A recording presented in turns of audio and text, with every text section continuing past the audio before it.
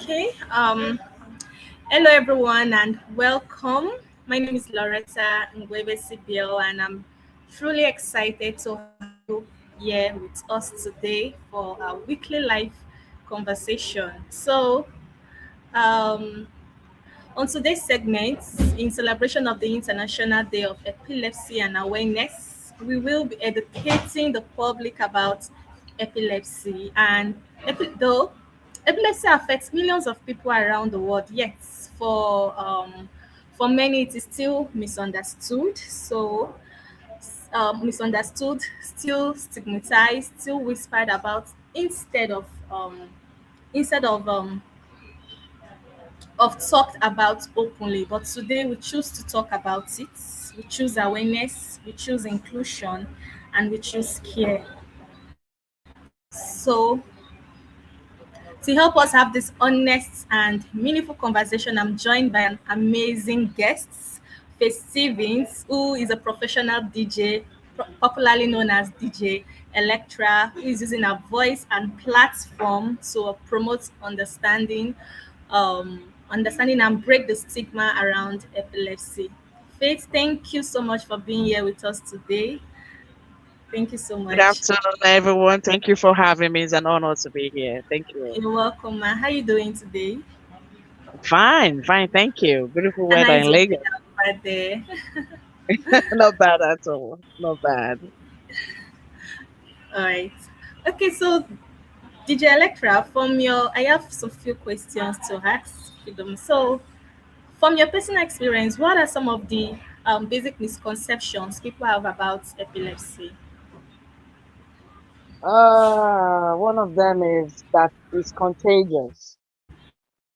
That's the biggest one. That is contagious. That when you are with somebody who has epilepsy and you can contact it from being with the person. That's one of them.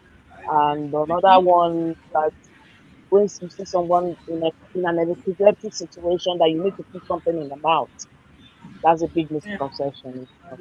Yeah. But the biggest one that is contagious, that's the biggest. Oh, okay. Oh, thank you so much, ma, for that. Wonderful. So, my number two question: how has an epilepsy shaped your journey, personally or professional? Oh, well, personally, it has helped me trying to learn more about myself as an individual, as a human being, and it Okay. has helped me learn what I can manage as a person, what I can manage to do to the best of my ability.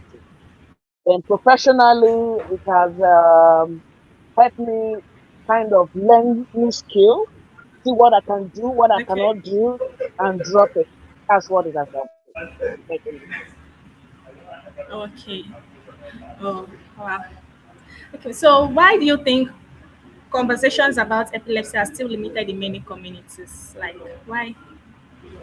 That's in my opinion, I don't know. Maybe if you interview them, they will have something else to say. But in my opinion, I think it's the stigmatization. Yeah, the fear is fear of being stigmatized. Not people not wanting to work with them because of that.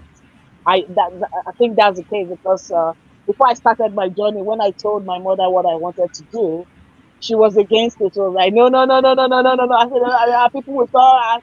But now she's so excited. She's even And she's in carrying the support. matter in Yes. full support.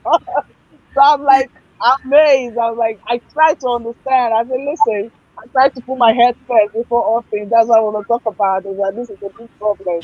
So there's so. But now, as the way it's been now, I understand where she's coming from. I Yeah. understand completely. Yes, it's the Yeah. fear of stigmatization. Oh, Yeah. okay. I really understand, man. I can imagine that. I can imagine that. So, Yeah. what does true inclusion look like for someone living with epilepsy? True inclusion for me means is being able to know that this person is suffering or struggling with this situation, and yet to still decide to support that individual, to work with them to the best of their ability. That for me is the definition of true inclusion. that you are aware that this person is having this issue, but you still Ish- decided to know how to manage to work with them, Okay. to provide a decent work for them to do something and feel among, Yes. feel carried along. That's what Yeah. it And is. not Yeah. yes, and not letting them feel abandoned and Left out and abandoned. yes, Exactly. Exactly. yes, man. Oh, okay. So, okay. The last question, like, if you could change one thing about how society treats or understands epilepsy, what would it be? What I would do, I would love more interactions, more interviews, hearing more stories from various people, knowing how they've lived their life. Yeah, let them share their own side. This is my story in my side, but it could be different from someone else.